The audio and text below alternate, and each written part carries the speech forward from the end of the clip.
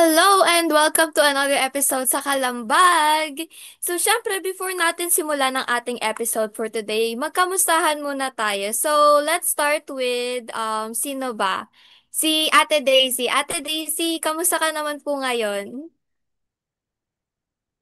Hello everyone, good afternoon po sa ating manonood. Ako po si Daisy and so far po okay po ako and kakatapos lang po talaga ng ROTC namin yun and hindi mo po ako nag-lunch. So far po yung weather dito sa amin is medyo mainit na medyo makulimlim. So bantay lang po baka po umulan and okay lang po po. How about po si Lian?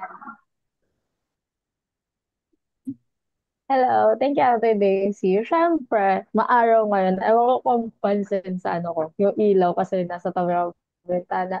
So far, hindi naman sobrang init. Sakto lang for my preference na init. And so for the week, okay lang. Madami lang events sa school and yun. Thank you Ate Daisy. Hi, Siobhan. Basta ka?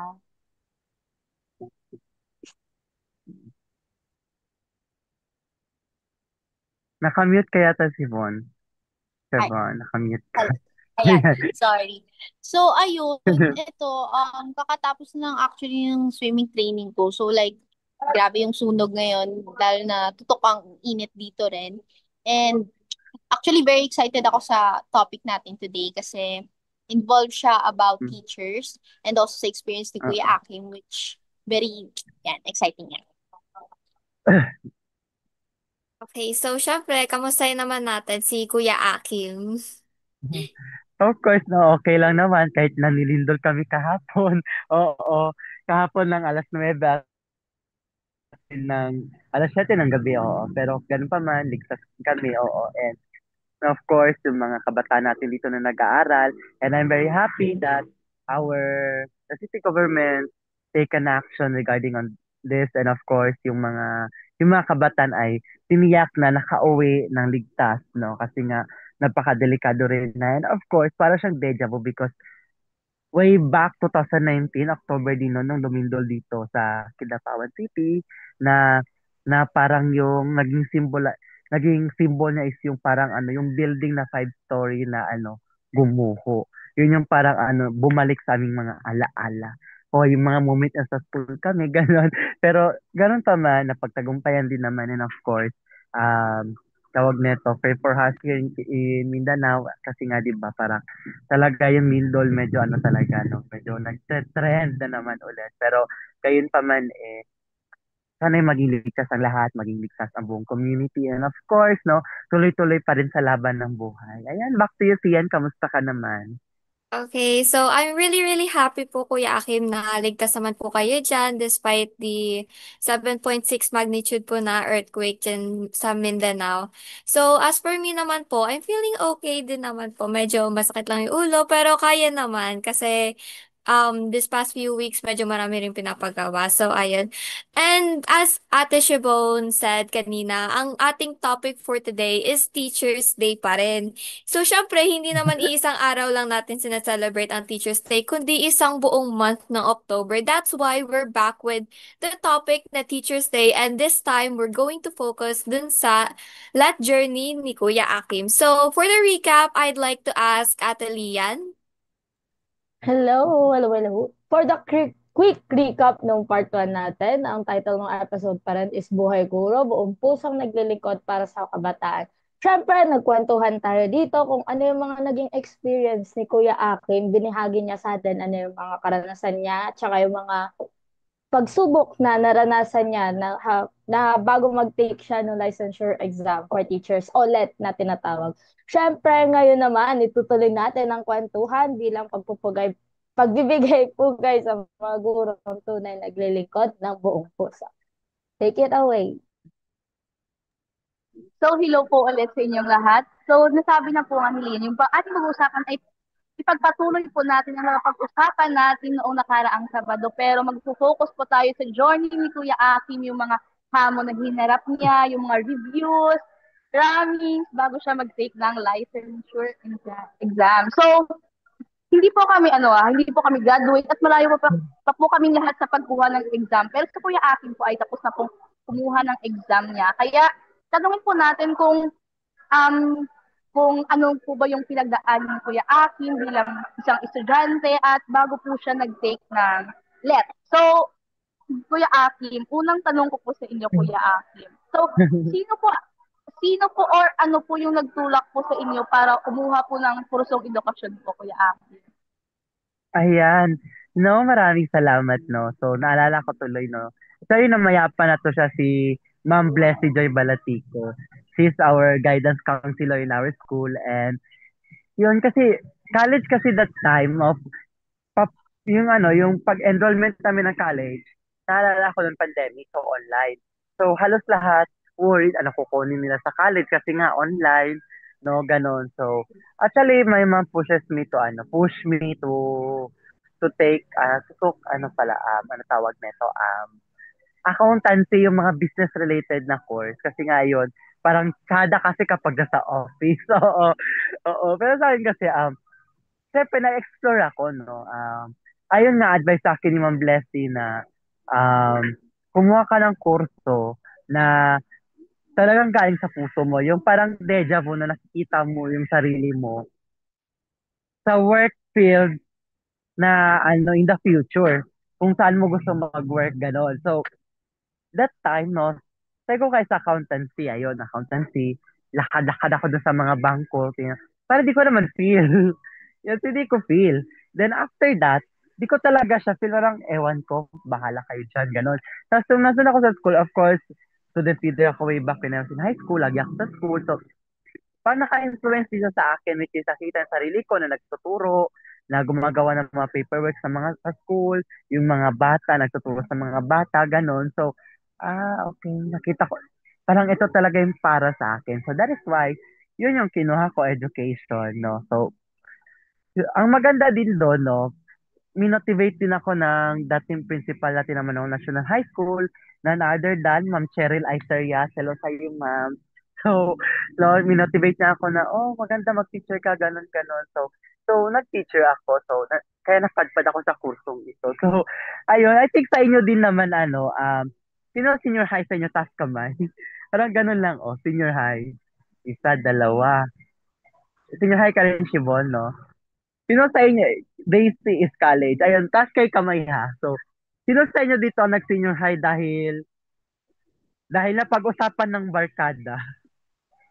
Ano ba sa group of friends nyo? Oo. Sa group of friends nyo, sama-sama kayo, ito kunin natin na strand o ito yung kunin natin na course. Kasi para sabay-sabay tayo. Tawa kayo, no? Parang ewan ko. Oo, di ba may mga ganon? Um, parang kumuha ng kurso kumuha ng strand o course dahil ayun, wala na siyang choice. Ito na lang kasi ganito, ganyan, ganon. Ikaw, Daisy? Ikaw, Agree Daisy? po ako Bakit ni Kuya naman? Akin. Yes po. Kasi sa school po namin, yung lang po kasi talaga yung ino-offer sa school namin. Kasi kaya wala po talaga akong choice na kumuha ng STEM or AVM. Kaya yung lang po talaga ako. Pero gusto ko po talaga sanang mag-STEM. Pero kaso, yung lang nga po yung ino-offer. Tapos yung college din po, wala po akong preferred course na kukunin. Nag-ano lang po ako, nag-spin the wheel lang po ako sa app ko sa phone. Tapos kung saan siya tumama, yun yung kukunin ko. Skill. Ginamit ang skill daw So, thank you so Yes much. po. Eto, tapos sa Daisy, so, kumuha ng course o strand dahil yun yung gusto ng nanay o tatay natin. Sige. Ay, gusto ko marinig yung ano mo, Lian. Ano, technically sa amin sa senior high, pathways pa lang. I mean, ano kasi, ang gusto ko talaga is civil engineering. Surprisingly, yes. Oo, mahina ako sa math, pero gusto ko talaga siya. Pero on the other note, the stability rin. Kaya nagpapunta sa biochem, which is yung parang mas angat yung skill set ko daw. Kaya pinag-biochem na lang din ako. So, yan. Okay lang So, ano naman. strand mo ngayon, Lian? Ano strand mo ngayon, Biochemistry Lian? po. Same po kami Ay, ni Z. bio. Ah, dalawa, Shibon at saka Sian. Sige, si Sian. No? Ano yung nagtulak sa'yo para kunin yung strand na yun na biochemistry ba? Oo. Opo. Kasi po, it started nung nasa SE po ako nung grade 8. Kasi I took a certain liking sa subject na to, which is biotechnology. So, sabi ko in the future, ay hala, parang ito yung gusto kong aralin in the future, gano'n. And then, I told my parents na, ma, gusto ko, ito yung kukunin kong course in the future. And then sabi nila, sigurado ka? Ba't parang ang hirap-hirap naman? Yan, gano'n. Pero nonetheless, they supported me na, sige basta alam mong kakayanin mo, sige go ka lang. And ano, one of the main reasons kasi talaga is that I like science more than I like mathematical equations, ganun. So, ayun talaga yung nagtulak sa akin. And it's biology pa naman and chemistry. So, ayun po. Sige, how about you, Shivon? Shivon, no, tama. Oo. Yes, ayun po. Actually, I took political science as my pathway po. And actually, Mm. hindi agree or hindi komportable yung family ko sa course na kinuha ko kasi alam niyo naman like maingay ang politika. Oo. So like Oo. siguro gusto lang nila ako i-take into a safe side, which is ang gusto nila sa akin is accounting, which is okay lang din naman kasi somehow gusto ko rin mag-law. Talagang gusto kong i-pursue ang law. So, Oo. medyo connected naman ang accounting sa law. So, maybe mag-change ako ng pathways. Maybe. Pero right now, gusto ko talaga political science. Oo. No, kasi yan yung mga preparatory course para kumuha ng law. Pero kahit sino naman, no, kahit anong course pwede, pero yung pinaka best effective daw is, ay, yung mga polsa, yung accountancy, of course, kasi meron yung silang law, eh. No, of course, no, yan yung ano. Kumbaga, political science is one of the major branches of social studies. Oo. No, by the way, to the information of everybody, I graduated with a degree of Bachelor of Secondary Education, major in social studies. Ayan. So, back to you, Daisy. Oo, kaya ko lang sabihin yung iba. Okay, so thank you po Kuya Akin. So thank you rin sa pag-share niyo. So ayun na nga, napakinggan na natin kung ano or sino ba yung nagtulak sa kanila para tahakin yung ganyang landa. So wag niyo kong gayahin guys ha. So move on to our next. So tinanong ko na kayo kung ano yung mga sino kung ang nagtulak sa inyo. So base sa pag-aaral niyo or sa life niyo sa education, sa pag-aaral, yung ano yung mga naging karanasan niyo sa mga nagdaang taon. Simulan ko muna kay Kuya Oh. Akim. Kuya Akim, ano yung mga naging karanasan mo sa 4 na taon mo sa pag-pursue mo ng Soksai? Ayun, thank you so much, no? So, ayun, oo, kasi nga, di ba, first of all, naging challenges doon siyempre pandemic, pero buti na lang 1 year lang din yun, no, na full na fully online, no. Pagkadating ng second semester medyo nag face to face kami pero bihira lang hanggang sa bumalik sa normal and ayun, na maganda rin naman yung resulta and of course, no, aside of being a student, I'm also a student leader pa rin, no? Kumuha ng iba't ibang posisyon sa 4 na taon kong naging ano. Oo, naging estudyante, 4 na posisyon. Nandiyan naging class mayor ako, nandiyan naging secretary ako sa parang Student Rights Welfare and Development, naging Senate Pro Tempore, parang Senate Pro Tempore is yung parang vice ng Senate President, ayon.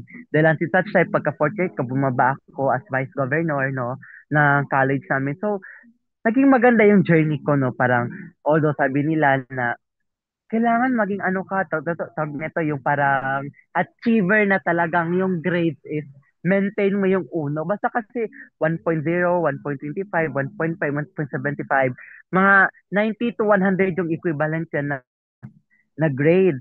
No, samantala sa akin kasi gusto ko talagang i-enjoy, no? I-enjoy lang by pagiging student leader, ganon. And of course, no, I'm also an advocate of child participation with the use of Kalambag dito, no? So, parang ano, napakaganda ng journey na yon na I work as a student leader, I work as an advocate, I work as a student. So, ay, ang ganda ng journey ko. Para di ko pinagsisihan. Sabihin na, ano, sayang daw, kaya ko daw mag-top sa class, ganun. Pero hindi ko siya pinaghinayan kasi yun yung gusto ko na ma-enjoy siya sa mga activities sa schools, ganun. So, ayun, na-enjoy ko naman yung full journey ko na yun. At isa pa, ano, ang challenges lang din kasi napakalawak ng social studies, no?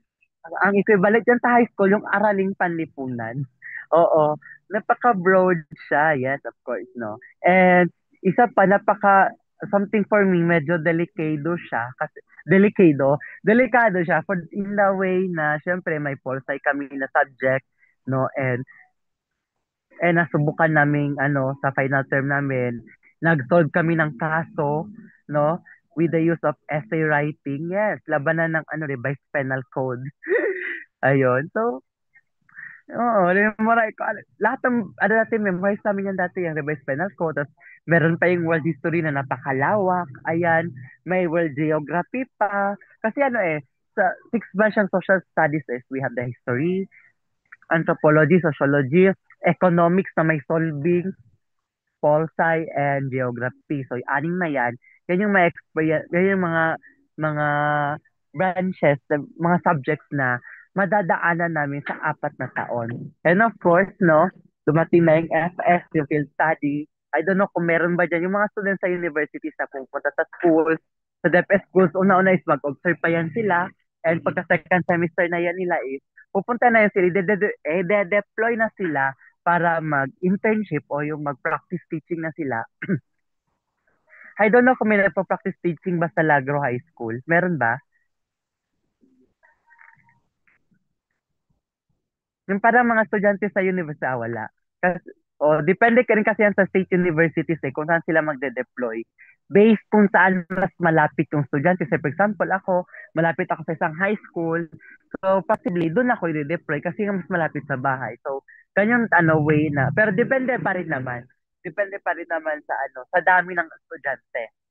And ako that time, napakaswerte ko kasi doon ako sa alma mater school ko, na-deploy, and I'm very happy kasi napalapit ako sa mga estudyante, sa mga bata, and sa internship or OJT, doon ko na-realize na, ito yung para sa akin, ito yung gusto ko.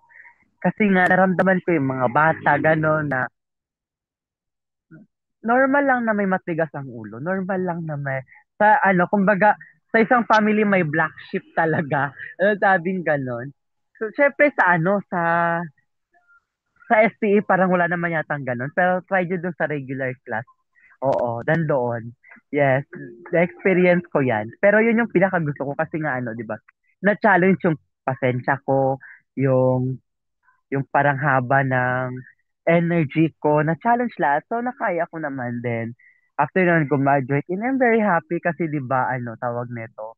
Next journey ulit, which is the review. So, back to you guys. Oo. So, thank you po Kuya Akim. So, laging tandaan na i-enjoy lang po natin ang ating pag-aaral. At tanungin naman natin si Sibon. Sibon, kamusta yung mga nitong nakaraang buwan bilang isang pol-sci student dyan sa Lagro, Sibon? Yung mga At karanasan mo. right now, kasi basically ang pinag-aaralan namin ngayon sa political science is about yung parts or branches ng government. Which is, di siya ganun ka-broad. Though, ang nare-realize ko is just that talagang nako-connect mo yung branches of the government to literally what's happening right now, which is yung corruption, di ba? So, doon na-realize ko rin na kung magkano yung salary na nakukuha ng mga mayors, kung paano umuusbong yung pamumuhay nila, magtataka ka na lang, ba't ang yaman-yaman neto, di ba? So, like, in connection nga sa sinabi ni Kuya Akin na very broad ang social studies. So, like, um, madaming connections siya. Kumbaga, connect lahat ng mga tawag dito, ng mga branches ng social studies wherein ang dami mo talaga matututunan. Hindi lang for our country but also international. Ayun lang. Thank you, Sibon. Tanungin naman natin ang ating mga biochem babies. How about you, Lian? So far, okay lang. May times na masakit sa ulo yung chem. Especially yung chem personally sa akin. Kasi ang lesson namin ngayon is naming compound elements. So, di ba, lagi may rules yun. Madaming rules yun. Polyatomic, monoatomic. May rules sila. Tapos may mga ano pa siya, may mga exempted pa sa rules, kailangan mo yun sa ulo lahat. I mean, sabi ng teacher namin, dapat nauna yun bago yung kukunin yung tawag doon, atomic mass tingi-tingi. Basta dapat mauuna name yung bago yung computation dun sa mga parts. Tapos, what? May times na sa klase, nakanganga na lang kami mga like, makikita mong nakanganga lang kami, like, gets namin, nakukuha namin sila. Pero like, ang kulit nga kasi, si ma'am din yung teacher din namin is natatawa, like, gising pa kayo, kaya pa. Gumaganon teacher namin. So like, ayun, sa biochem naman, na lang ako, ang daming parts, yung dating akala ko mitochondria powerhouse of the cell lang. Yun lang siya. Hindi, may part siya. It's like, ano to? Like, yung cell, sabi ko, wala na liliit dito wala na liliit. Pagdating sa senior high, hi, hello. May part si mitochondria. So, sa mga nanonood na mas bata, huwag kayong matakot. Nakakatuwa siyang aralin kasi may parts doon na oo, magkakapare-parehas. Same with the functions nila sa ibang parts din. Kasi, ayun yung maganda rin at some point sa biochem namin. Yung ibang pinag-aaralang parts is same lang sila ng parts. Medyo nagkaka-differentiate lang sila sa functions. Ayan. Ikaw naman, Zane. So, ako naman, before I entered biochem din, akala ko yung photosynthesis na yan, kukuha lang ng carbon dioxide, kukuha ng sunlight, gagawing food, tapos gagawing like magre-release ng oxygen. Hindi pala. Meron siyang step-by-step process, and yung step-by-step process na yun, ang daming included na steps doon, pati yung mga terminologies, tapos kung ano din yung tamang process, kung ano yung bababa, ganun. So, even though na medyo nakakahilo talaga yung process niya and yung mga terminologies niya, it's still somehow enjoyable para sa akin, and it feels so accomplishing na pag naintindihan ko to, like, oh my God, naintindihan ko na rin siya, ganun. Kasi it's something that I really do enjoy learning, and it's something na I'm determined na i-overcome. And same din with chemistry, although medyo mas naguguluhan talaga ako sa biology. For the other subjects naman, it's okay naman. Hindi naman too complicated, ganon. So, ayun. Back to you, Ate Daisy. So, thank you for sharing, guys. So, ako naman. So, sa kasamaang palad, ulit ako sa mechatronics. So, nag-aaral ako ngayon, Bachelor of Engineering Technology, major in mechatronics. So, ayun yung course ko.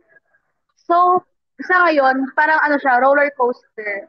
Kasi alam nyo, pagkatapos itong kalambag, may practice pa kami sa sayaw namin. Tapos after yung practice namin kasi may practice pa kami sa field. Tapos magre-review pa kami kasi may exam kami mamayang gabi. Yun. So siya, parang nagsisisi na ako, ba't sana pumili na lang ako ng tamang kurso, ganon. Pero so far, okay naman siya kasi karamay ko mga kaibigan ko, hindi lang ako yung nagsisisi sa kinuha kong course. Nagsisisi rin sila. So, balak na lang yung mag-drop joke lang po. Hindi. Pero may balak na talaga. Nag-ganto course ko, pero di ako marunong mag-drawing. Drawing. Mahina ako sa drawing. Tapos may isa kami subject, draw and plan. Kahit straight line lang siya, straight line lang yung i-drawing mo, puro bilog lang. Pero, hindi. Balik ko yung ruler. Yung straight lang gaganon sa dulo. Minsan, tumiyak ako minsan kasi nagsisisi na ako sa kinuha kong course. Pero sincere up ako ng mga seniors namin. Kasi, kaya mo yan, ikaw pa. Kaya mo yan. May bukas pa yan, hindi na ngayon. So, ayun na nga. Tama na yung emote. So, tinanong ko na kayo sa mga karanasan nyo. So, sa mga paghahanda naman tuwing exam, kay Kuya Akim sa let niya, paano kayo naghahanda para sa let ni Kuya Akim? Paano ka naghahanda, Kuya Akim, sa let mo? At kayong mga senior high school student, paano kayo maghanda para sa mga darating na mga exams or long quiz nyo, Kuya Akim? Yan, maraming salamat no ito talagang let na to no. Kasi nga 'di ba, di pa kami graduate, nagsimula na kami nag-review sa review center no. Pumasok pa kayo ng review center. So ako, nag-enroll ako sa Carl Balita Review Center. Hello sa inyo, CBRC, kung may nanonood ba dito, no?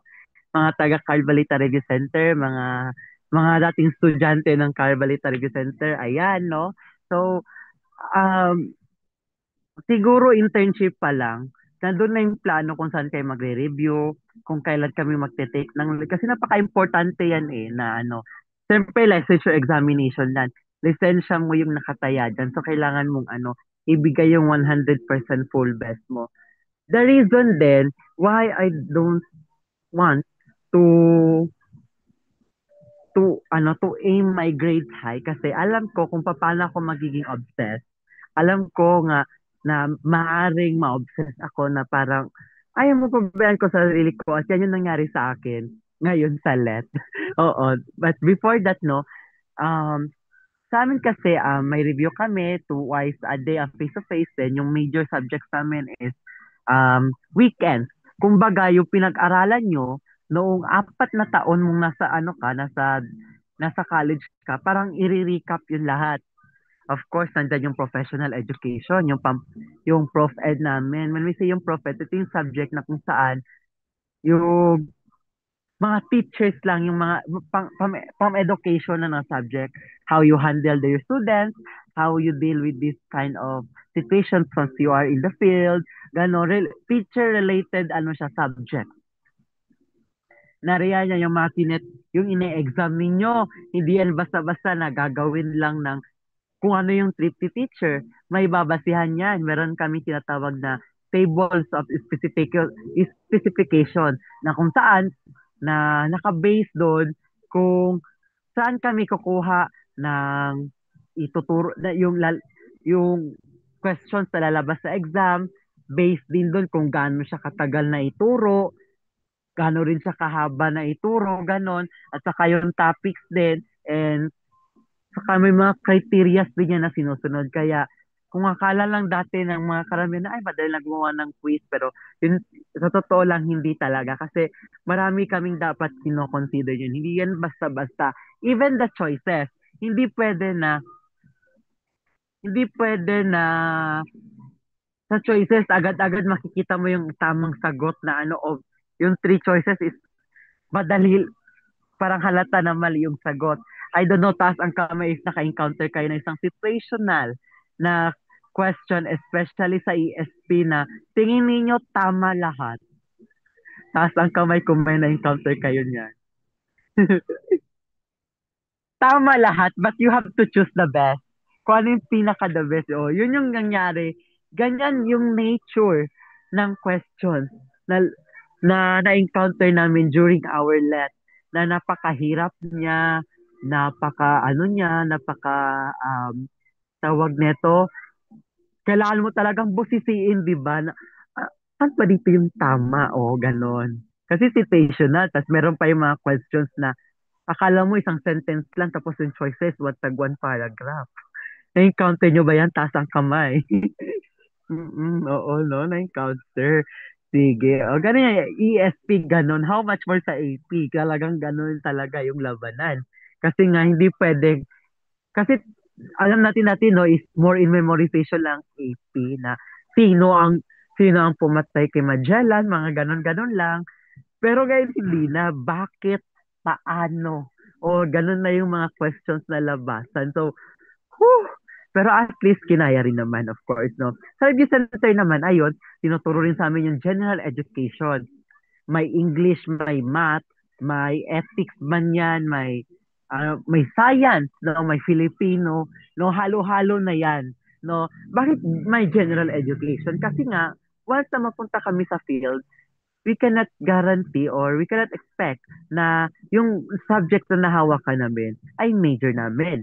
Kaya for example ako, araling panlipunan o social studies. Pagpasok ko sa DepEd, dahil doon sa school na napasukan ko, kulang sila ng math, nakakaya naman na humindi ako, wala na akong choice. So, kailangan mo magturo ng math. Oo, ganun yung situation, no? So, oo, ganun. Ewan ko tanong yung mga teacher nyo kung ano, pero kadalasan kasi sa mga big school, maganda yun sa mga big schools, no? I know that Lagro High School is a big school, no? So, expecting na yung mga teacher, mostly sa mga teachers dyan, nakakapagturo ng subjects na major nila. Pero yung mga maliliit na schools, expected na magtuturo ng subject na hindi nila major, but they don't have choice. Kasi sila yon nandun, so kailangan nila yung i-gov, kailangan nila ng trabaho, no? So, kailangan din nila yung i-gov. Para sa atin, sagang unfair or parang mali, pero ganun yung nature ng work namin. So, kaya may general education. And of course, no, kung elementary education ka, hanggang tanghali ka lang, hanggang alas 2 ka lang, no, sa mismong let lang, kasi Gen Ed, 2 hours, pahinga ka ng 1 hour, tapos 3 hours sa prof ed, after nun, uwi ka niyan. Ang may mga majors naman, for example, sa high school, ayan, 8 to 10, Gen Ed, pahinga alas 10 to alas 11, alas 11 to alas 2, prof ed, alas 3, resto, alas 6, major subject namin yan. Ayan. Pagdating sa major, parang inaantok, ganun ka na. O gaganon ka na lang. Kasi, pagod ha, Gen Ed, carry lang. Pagdating sa prof ed, ang taas ng basahin. So, ayun, relate yung karamihan no, mga nag-take. And of course, yung major din namin, babanatan din kasi may importante din yan. And of course, lahat binibigay naman sa amin lahat ng mga kailangan and provided talaga. And another one is, sa review center, hindi ka lang basta-basta magle-lecture lang, kundi tuturuan ka nila on how you answer a question especially when you are in the difficult situation na kung saan hindi mo na-encounter o hindi mo masyado alam hindi mo masyado familiar yung tanong. No? May mga techniques yan na ginagawa o tinuturo sa amin kung paano sagutan yung question. So, mas madali na sa amin, hindi na kami mag-worry na. Kasi in review center, sa amin is, di ka dapat nagme-memorize ng question. Dapat marunong ka paano sagutan lahat ng question, kahit anong question man yan, kailangan alam mo kung paano mo sagutan, hindi puro memorize lang. Kasi lagi ka memorize dyan, ang ending, di naman lumabas sa let. No? So, ano gagawin mo? Anga ka lang doon.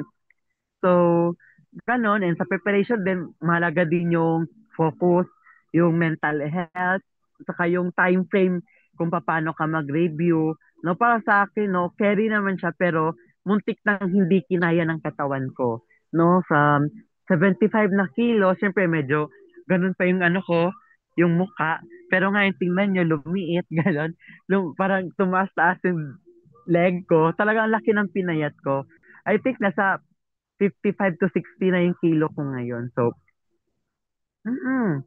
55 to 60, pwede pa nagpakilo. Pero as of this moment, ang laki ng pinayat ko and somehow, may mga nararamdaman akong something na hindi ko nararamdaman before. But with that, I'm okay naman, no? Parang mali lang, parang sa last time ko lang talaga kasi parang medyo, sinagad ko na obsessed ako, kaya sinagad ko hanggang dulo. Di ko na, parang hindi, kinalimutan ko na magpahinga, kinalimutan ko ng matulog. May mga times na talagang literal na wala akong tulog. Yeah, hindi ako natulog. So, ayun, laki ng pinayat ko and as of na bumabawi, habang wala akong work, ayan, kain tulog lang muna. No? So, no, sana naman yung experience ko, hindi lahat positive, hindi lahat negative. The important thing is, may natutunan tayo na dapat we have to balance our health. Parang hindi lang siya bumigay to the point na nagba-vitamins ako, may apple ako palagi, apple, banana, and orange, no? Kayo ba, no? Sa inyo, ano ba yung mga simple preparation nyo? At saka ano yung mga food na gusto nyo kapag nagre-review kayo? Ayan, sige, subukan natin si Sian. Yung food na gusto ko pag nagre-review ako, parang halos lahat naman. Kasi wala naman ako like parang preference. Kahit anong snack lang na makuha ko, ganon. And additional comment lang dun sa sinabi ni Kuya Akim kanina na dapat kasi nire-review mo yung concept rather than the question. Kasi pag Mhm. ibang question yung lumabas dun sa exam is, hindi mo alam kung paano siya sasagutan. So, I did that. Kaso nga lang kasi yung reviewer pala na sa amin ng teacher namin one time was the exact questions lang din dun sa exam. Meanwhile, ako, nilagay ko pa siya dun sa parang reviewer ko. Tapos, para siyang flashcards eh. Ginawa ko siyang flashcards with the concept. Tapos magkakaroon ng application questions, ganun. So I Mm. was shocked na ano sinabi sa amin ng teacher namin na sinend ko na yung reviewer sa inyo. Sabi ko, ha? Ayun pala yun, ganun. Eh, ang nireview ko kasi is concept. So, ayun. Pero okay din naman kasi we had additional points for cooperation, ganun. Good. Thank you so much. So, how about Lian? Ano po yung question? Sorry, kakabal. Nag-lag ka. Medyo nag-drop. Ano yung Oo. tanong, Akim? Ano po yung Ha? tanong? Oo. So, ano yung mga habits mo, mga food na gustong kainin o di kaya yung parang recap ng or parang summary ng preparation mo once may mga examination kayo sa school. Una, procrastinate. Charot. The joke lang. Okay. Syempre, since, ako yung taong kapag nalaman ko na yung date ng mahalagang test or any quiz, sinusulat ko. Pero minsan, Mm. pag sobrang tambak ako, andyan yung, nakalimutan ko. Diyan na pumapasok yung, magulong notes ko kada klase, kada lecture. Which is a good habit of mine, I think, na kapag nagsasalita teacher, nagtitake down notes ako. Kasi minsan, there are times na makakalimutan mo, may quiz. Siyempre, kailangan mo mag-review, di ka nakapag-prepare. Siyempre, yun yung binubuklat ko. Other than that, kapag alam ko, siyempre, I review the day before, mga ganon. Other than that, syempre, nakakain ng maayos kasi hindi ako nagpa-function ng maayos pag walang masyadong kain or sleep. Sa akin kasi minsan, ako yung type ng tao na tulog sa pagdating galing school din sa gabi, tuloy-tuloy na ako hanggang kinabukasan. Ganun ako. Hindi kasi ako yung type ng tao na gabi natutulog. Mas active ako gumawa ng kung ano-ano sa gabi. Lalo na yung schoolwork. So parang ang nagiging habit ko is gabi ako nag-aaral. Kasi sa umaga, di ba may mga nakikita kayo na sa umaga is kapag daw nag-review ka na sa 100% yung utak mo. But Mm. well, in para sa akin, parang hindi. Kahit kompleto yung tulog ko, like, hindi siya nagana sa akin. Parang nakasanayan ng katawan ko o nung cycle ko na gabi ako mas active. So basically, yung 100% ko sa gabi. Kaya doon ko Mm. pinupush sarili ko mag-review pag gabi. Like the day, the night before exams. Ganon. Pero pag peryo, ibang usapan. Isang linggo ako ito suggestion ko sa mga nanonood na kabataan and students sa atin. Kasi 'di ba kapag peryo, lahat ng topic covered na. I-breakdown niyo siya ng isang linggo. Tapos on the last day before the exams, dun kayo magparang brain dumping sa papel. Tapos yung makakalimutan nyo, i-write nyo in different pen. Pero titingnan nyo na. Tapos kapag nasa exam room na kayo, ako din kasi yung type ng tao na kapag exam room kabado, syempre, para malakaban mo, dun mo nabasahin yung ginawa mong brain dump ng mga lesson, mga kung ano-ano. Yun lang, Kuya Oo. Akin. Thank you. Actually, may naalala ko sa Lian, no? Na-remember ko yung nakakalimutan. Kasi yung general education talaga, kasi lahat ng subject nandoon. So, I'm worried na, hala, baka sa kadami nito, sa sobrang broad nito, kaya ko ba? Of course, nandito si Hana, no? Welcome, welcome to the episode, Hana, no? Talagang kumapot talaga. So, go back to the topic. Ayun, nawala ka lang, napaka-broad nito, tapos di ko kayang i-review, no? So, tapos sabi nga ni Zian, no, yung concept talaga rather than the, actual word. Kasi, okay yung kay Zian kapag, of course, sa high school, gano'n naman talaga, no, meron tayong mga talagang generous na mga teachers na isusubo na, no? Pero, kung tutuusin, advisable, wag sana. Pero, dahil nga, sa awa natin sa mga estudyante, nagagawa natin, no? Pero, talagang, ina-avoid talaga yan siya kasi nga 'di ba tawag nito masyadong spoon feeding, but we cannot deny na may ginagawa pa rin ganun kasi nga naawa tayo sa mga estudyante natin ganon. So we cannot invalidate that, but however sa ano kasi sa iba rin kasi yung sa let kasi nga sa let um ayun, everything kumbaga anything under the sun lalabas, anything under the sun pwedeng lumabas o pwedeng ma-exist sa ano, hindi porket sinlase nyo, automatic yun na yung lalabas. Of course, meron yung mga pa-surprise win ang PRC niyan. So, kailangan aralin din natin yung concept, of course, yung mga questionnaires, paano yung technique na pag-answer ng questions, gaya sabi ko kanina, no? So, maganda rin yun. And, of course, dahil buti na lang medyo sinuwerte sa Gen Ed, no? Yung overthink ko parang nawala kasi nga, halos lumabas lahat ng review ko sa ano sa general education. So, I think so medyo ligtas. Sa Prof Ed lang kasi medyo mataas and parang medyo for me bago sa akin yung nature ng question. And ginamitan ko na lang ng technique. No, so, hello sa Hannah, no? And may pasidaanan natin to si Hannah. So, how about you, Daisy? O, ibalik ko muna sa'yo ulit. Thank you po Kuya Akin. Actually, sa paghahanda po ng exam, di po kasi ako nagre-review eh. Kaya po yung mga score ko po this past few weeks, sakto lang po pamasahe ko sa jeep. Yes. Yung score ko sa exam, tatlong exam ko po, pamasahe lang sa jeep 13/50, 17/50, 25/50. Yay. Yes. Pero sa ROTC namin yun, exam kami. Passing ako, naka 40 sa over 50 ako, kaya okay lang. At least nabawi yung mga pamasahe ko sa jeep, bumawi, naging lunch na siya, naging lunch. May pang lunch na ako sa score ko. So, ayun. If ever, pero nung senior high school ako, batak po ako mag-review. Yung mga habits ko po is, nagkakape po ako magdamag.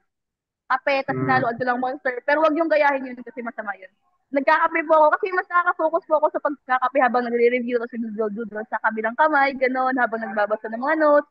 So, ayun po yung mga gawain ko. mm, Tapos, nagre-review po ako 2 days before ng exam or ng mga long quiz, ganon. Pero sa mga periodical exam, gaya ng sinabi ni Lian, 1 week before ako nagre-review kasi mas pumapasok sa utak ko yon. Tapos, the night before, mas nire-review ko na lang, nire-revise ko na lang po siya ng mabilisan. Ganun. So, ayun po sa akin. How about po kay Ate Hana nakakarating lang? Hi po Ate Hana.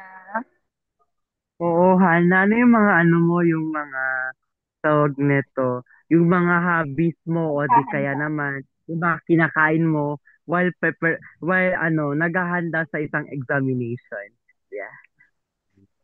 So, ayun, sa examination, pagdating sa examination, medyo, ano po kasi ako dyan eh. Pero, aside from that, syempre, sa pag-prepare kasi, hindi ako nagbabasa sa mismong, ano ba ba, hindi ako magbabasa ngayong gabi. Tomorrow ko siya babasahin ng madaling araw.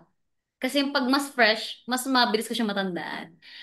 And Mm. hobbies, agad ako natutulog kapag may exam. Kasi iba pa rin kapag hindi ka puyat kasi hindi ka antukin. Mas puno yung pwede mong i-stock sa utak, ganun.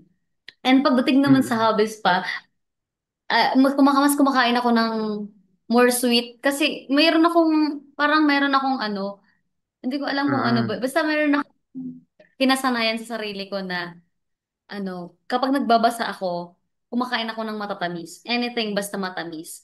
Parang nilalabanan ng matamis yung pag ano ng katawan ko, parang pagbagal ng function, parang ganon. And yun lang naman so far. Pero pag sa review kasi hindi ako gaano. Pero before examination, mas prefer ko mag-review kasi mas natatandaan ko siya eh. Mas fresh, mas natatandaan ko siya. Yun, ganun siya Kuya ayan. Hakim. Ayan, thank you so much na nawala yata si Sibon, no?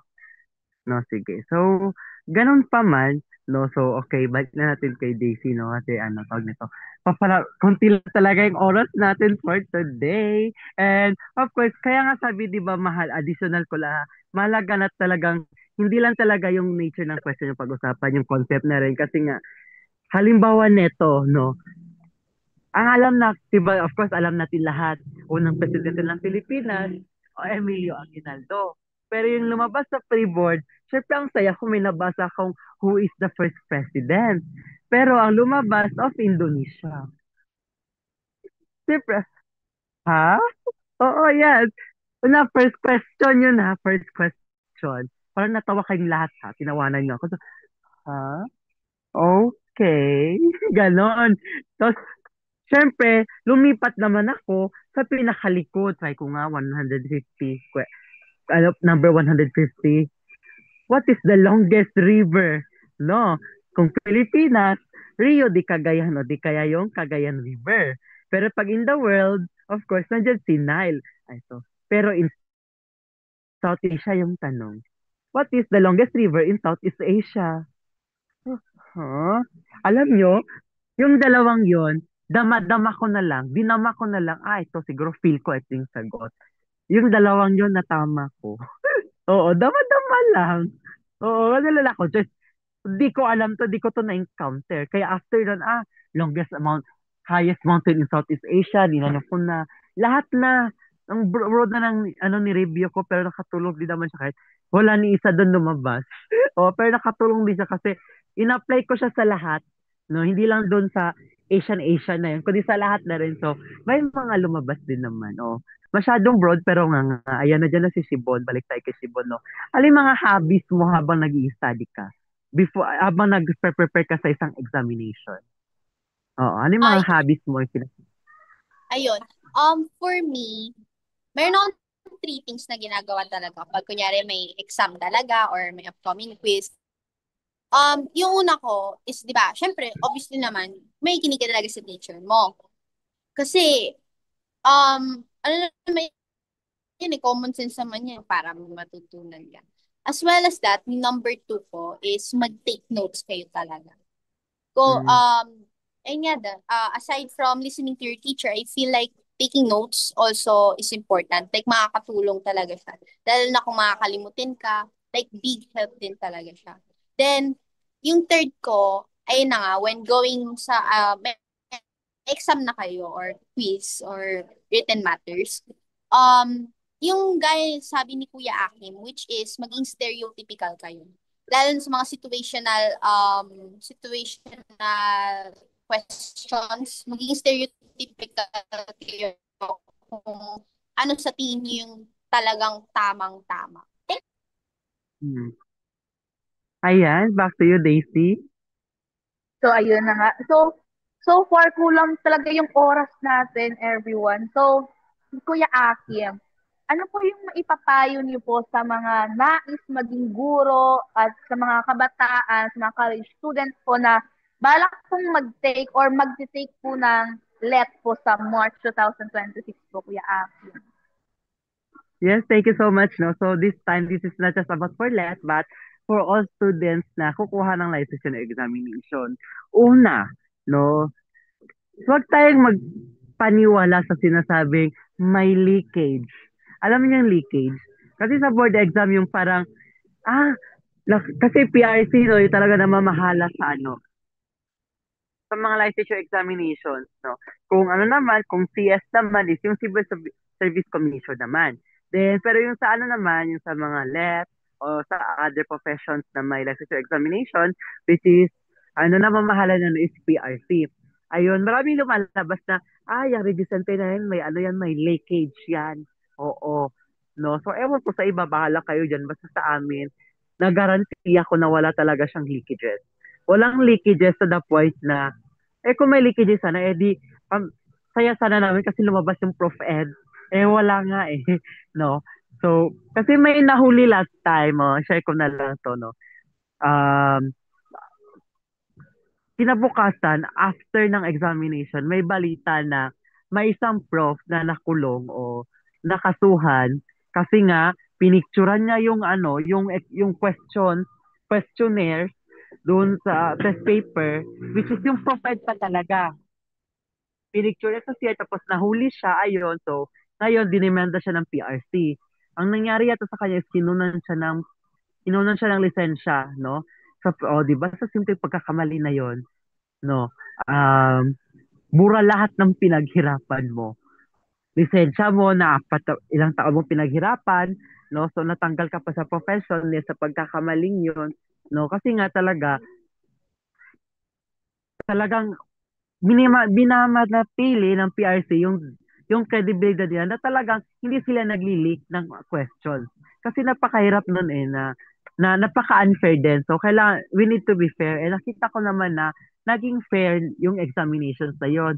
However, ayun nga lang, may nag-picture pero actually, kinabahan ako dati baka kasi makakaritik pero hindi naman kasi nga 'di ba, pinicturan 'yon while ongoing ang examination. So ibig sabihin, hindi naman 'yan agad makakalat sa mga estudyante na nasa loob ng classroom kasi nga kahit napaka-strict, no, even the cellphone, bawal kang mawak ng cellphone during examination, no? Even yung mga gadgets, no? Bawal din diyan na nandiyan.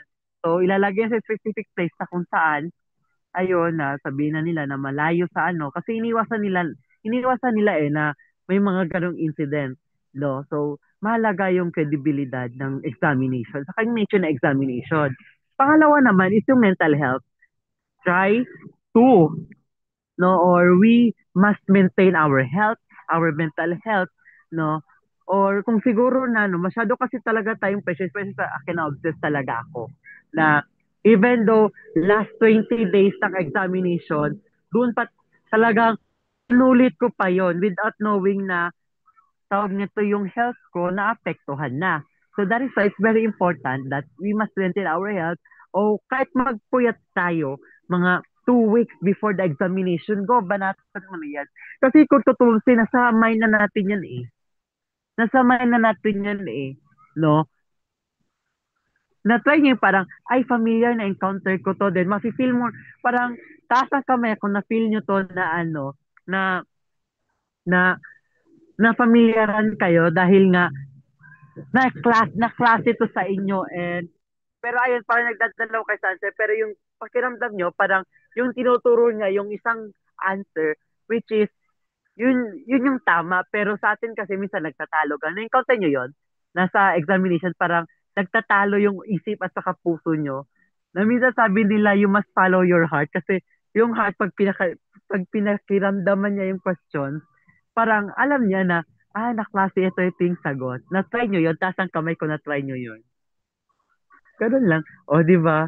Then, kaya yun yung ginawa ko yung sa let na ano. Kasi nasa mind na natin yan eh. Kailangan lang na ulit-ulitin, balik-balikan. Pero kailangan din natin na i-maintain yung mental health natin o yung kalusugan natin na hindi maapektuhan. Okay, gumaya sa akin na ang laki ng ibinagsak ng timbang dahil sa licensure examination, no?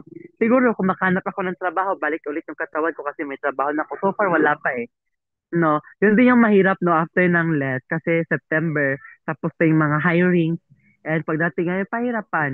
Or hindi naman, doon ka mahulog sa mga BPO call centers, which is hindi advisable sa akin ng mother ko kasi nga, kapupuyat ko lang sa let, puyat agad ako sa ano, sa call center, loko to. So, ayun, mahalaga talaga yung mental health natin. And of course, sa lahat ng magte-take ng in the future ng licensure examination or kahit sa inyo na kapag may mga periodical examinations, always, pairalin natin yung integridad natin na huwag mangopya, huwag aasa sa leakages, no? Huwag aasa sa, oh, minsan kasi gaya na sabi ni Tian, may mga ganon talaga, na minsan talagang isinusubo na ganon. Pero sa senior high, applicable pa yon. Pero sa college, wag naman kasi ayun, kailangan practice natin yung sarili natin. Especially kapag may mga licensure exam kayo in the future, wag kayong aasa sa leakages. Wag kayong aasa lang sa sinasabi ng iba na ay tilalabas kasi nakita ko. Oo. Mas maganda na maunawaan nating maigi yung questions. Alam natin paano siya sagutan. Alam din natin kung or less sa pinakamahalaga sa lahat, marunong tayong lumaban ng patas. No, dapat patas tayo at all time. Nandun yung fair na masaya kasi sa feeling 'di ba na nag-top tayo sa klase is because ayun nag-aral tayo na mabuti, nag-study tayo, sariling sikap. Hindi tayo umasa sa ibang tao, hindi tayo umasa sa katabi na kaganon-ganon ng question, oo. Although we cannot deny, kahit ako before high school na-encounter ko, pero yung college hindi. Kahit na ayon, somehow medyo na-accuse tayo, no, ng pangungopia. But with that, I know myself that hindi kailan naman ako nangopya way back when I was in college. No, yes, tao lang tayo, pero sa akin kasi, tinuruan ko yung sarili ko na manindigan kung alin yung tama.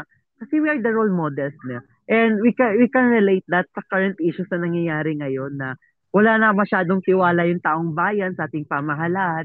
dahil sa kawalan ng integridad, no, mahalaga na manatili sa ating mga kabataan yung integridad, hindi lang sa pag-take ng examination, kundi sa lahat ng bagay, pagiging patas, pagiging tawag nito matutong lumaban ng patas, magiging matuto tayong tawag nito, lumaban ng may integridad.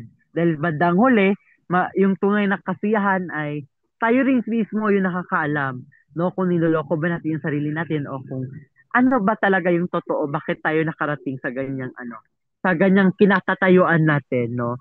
I hope sa inyo lahat, no? Hindi lang sa mga taga-Kalambag members natin, sa lahat ng mga kabataang nanonood ngayon, sa lahat ng mga future educators, na hanggang ngayon unemployed pa rin kagaya ko, no? Pahirapan ng hanapan ng trabaho dito sa probinsya. But still, we really hope, no, na makahanap kami ng trabaho while we're waiting for the result. Kasi December 5 pa eh.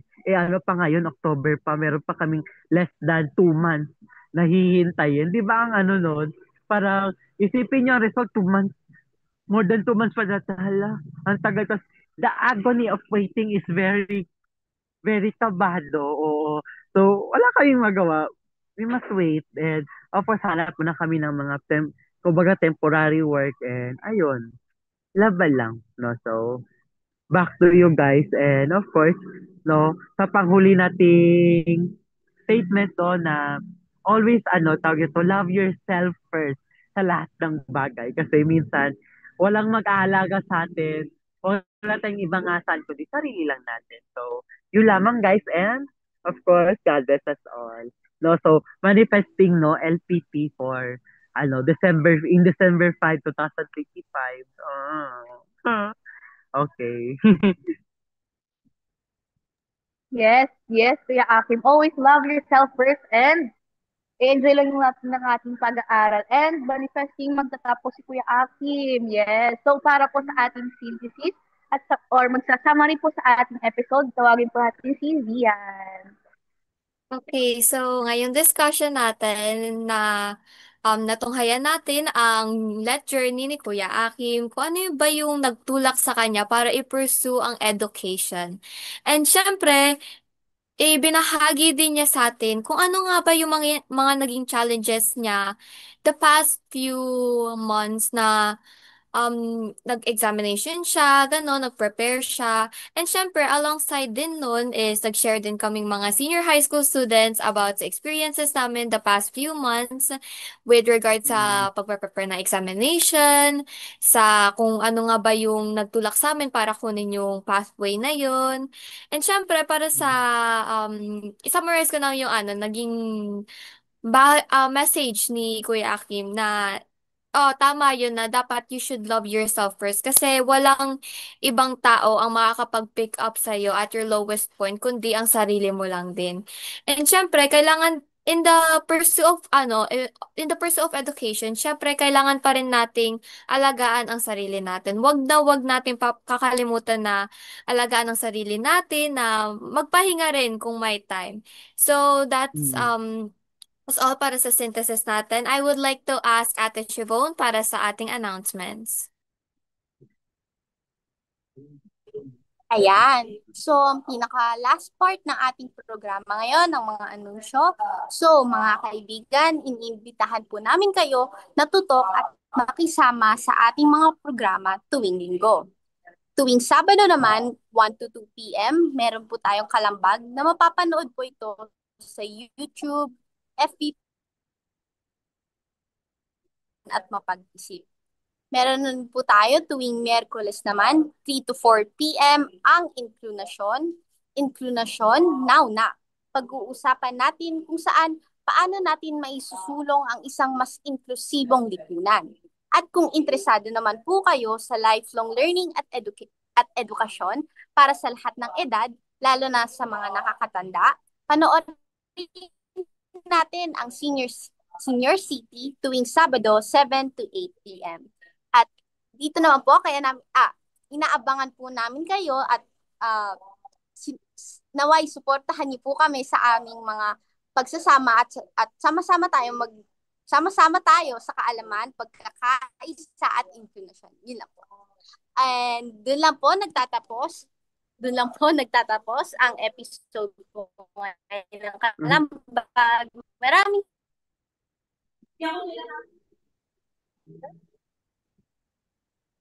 Nakaka...